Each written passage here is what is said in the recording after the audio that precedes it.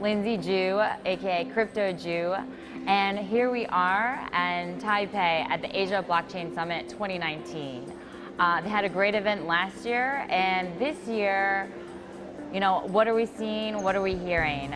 So as you may know, Taiwan itself is an island, and it used to be ruled by the Dutch, the Japanese, and now it's independently run. So I think that brings about a sense of freedom.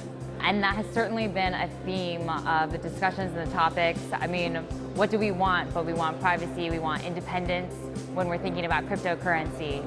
So when we heard the arguments from Arthur Hayes, CEO of BitMEX, he really just talked about free markets. And I think that is part of the ethos behind cryptocurrency and why we really believe that it's going to be the future. Another interesting point that seems very apropos for being here in Taipei is that Taipei is known as one of the 4 Asian tigers. So you have Taiwan, you have Singapore, you have South Korea, and you have Hong Kong. And that all started with the economic boom that they saw in the 1960s, leading through to the 1990s. What really propelled that is it was world economic centers.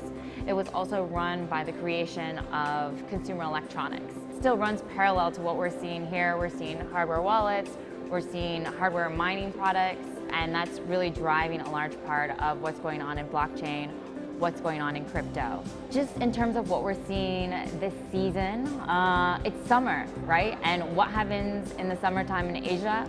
Well, it happens to be typhoon season. So I would say the sentiments certainly seem to be wild, they certainly seem to be energetic. I'd say that I haven't seen anything like it, maybe rivaling Korea 2017 this summer. That certainly seemed to be another hot time for crypto, and I don't think that it's slowing down. It only seems to be the middle of the storm.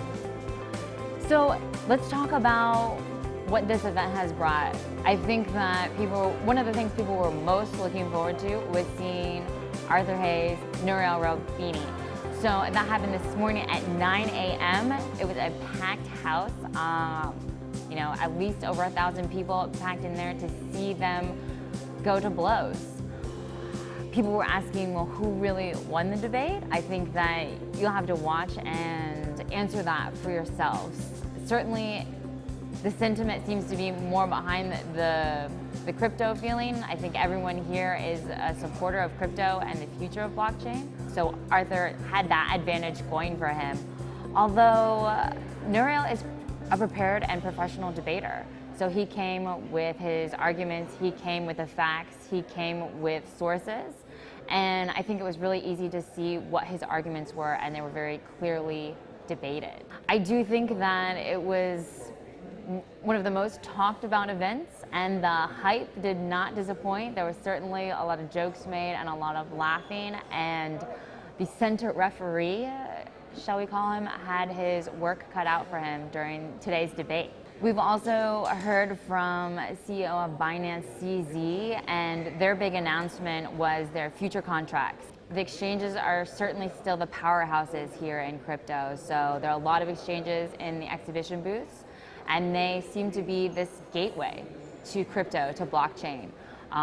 They're making a ton of money, whether it's a bear market, whether it's a bull run, and there's only more entering the space. While there does seem to be still mostly centralized exchanges, I think later at the end of this year we're going to see a lot more from the DEX side.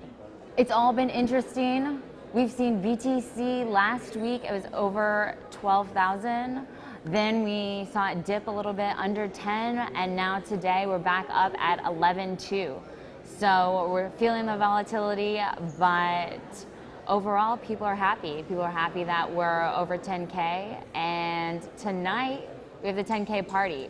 So I think the last thought that I have is just about the parties, and crypto does get this rap as being a party industry. Well, I will say that there are plenty of good parties to go to in crypto and in blockchain. What happens there isn't just drinking, but it's also people networking. It's also people talking about what their next projects are going to be. And I do think that it's an important part of the ecosystem to have these parties. And so tonight's party is going to be hosted by BitMEX. and they're calling it the 10K run. Hopefully I'll show you guys some clips of tonight's event and more to come from Crypto Jew. Thank you all for watching. Until next time.